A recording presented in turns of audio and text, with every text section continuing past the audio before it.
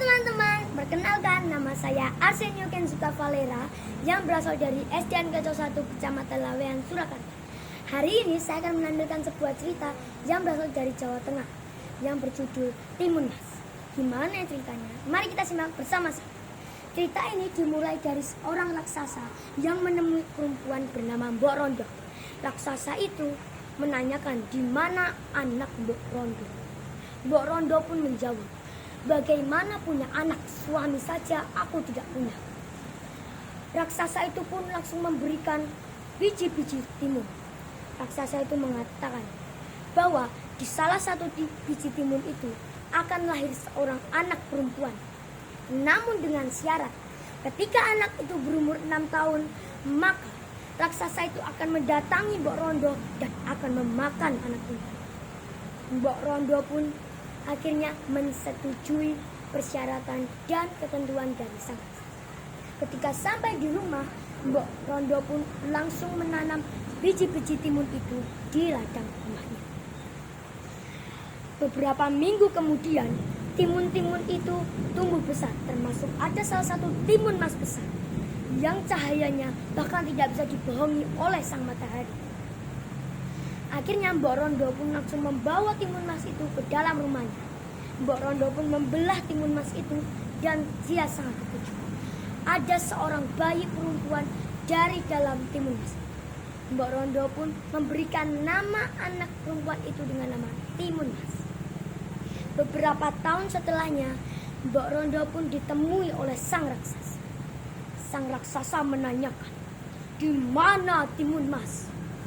Lalu Mbok Rondo pun menjawab bahwa tidaklah enak daging anak perempuan itu saat ini. Tunggulah 2 tahun, maka kau bisa kembali. Raksasa itu pun mensetujui. Dia pergi. Mbok Rondo yang khawatir pun langsung meminta anak perempuannya itu untuk pergi ke seorang petapa di jauh di gunung, lereng gunung. Lalu anak perempuan itu langsung pergi ke petapa itu. Petapa itu memberikan 4 kantong.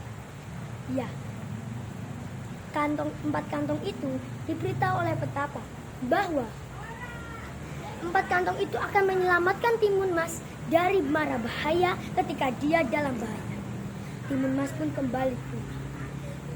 2 tahun kemudian, benar saja, raksasa itu kembali datang ke rumah Mbok Rondo. Tiba-tiba Timun Mas yang sedang habis kembali dari pasar melihat raksasa yang sudah ada di depan rumah Mbok Rondo. Raksasa itu pun berbalik dan melihat Timun Mas. Timun Mas pun lari dan raksasa itu mengejarnya. Timun Mas pun melemparkan kantong yang pertama yang berisikan biji timun. Tiba-tiba muncul kebun timun yang sangat besar. Raksasa itu pun teralihkan perhatiannya dan malah memakan timun-timun besar. Setelah sudah habis, raksasa itu pun teralihkan kembali ke sang Timun Mas. Dia pun kembali mengejarnya.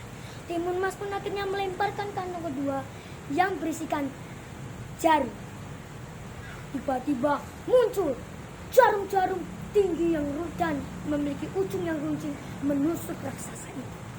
Raksasa itu mengatakan, "Apa ini?" kata raksasa itu. Raksasa itu pun kesakitan, namun dengan kesaktiannya dia bisa melewatinya. Setelah itu, akhirnya sang Timun Mas pun melemparkan kantong yang ketiga yang berisikan garam. Tiba-tiba muncul lautan besar. Raksasa itu pun tenggelam dan kakinya pun merasakan sakit di sekujur tubuhnya. Namun dengan kesaktiannya dia bisa melewatinya. Di kantong yang keempat terlemparlah terasi dan muncul lautan lumpur. Raksasa yang sudah kewalahan pun akhirnya malah tenggelam di lautan. Dan akhirnya Timun Mas pun kembali ke rumah Mbok Rondo. Mereka pun akhirnya hidup bahagia bersama-sama. Pesan moral yang kita dapatkan dari cerita Timun Mas itu tadi adalah tetap bersabar dan jangan berputus asa, dan kita harus tetap berjuang walaupun apa yang terjadi. Terima kasih, sekian cerita dari saya Arsenio Kenzuka Valera, dan sampai bertemu di cerita selanjutnya. Terima kasih.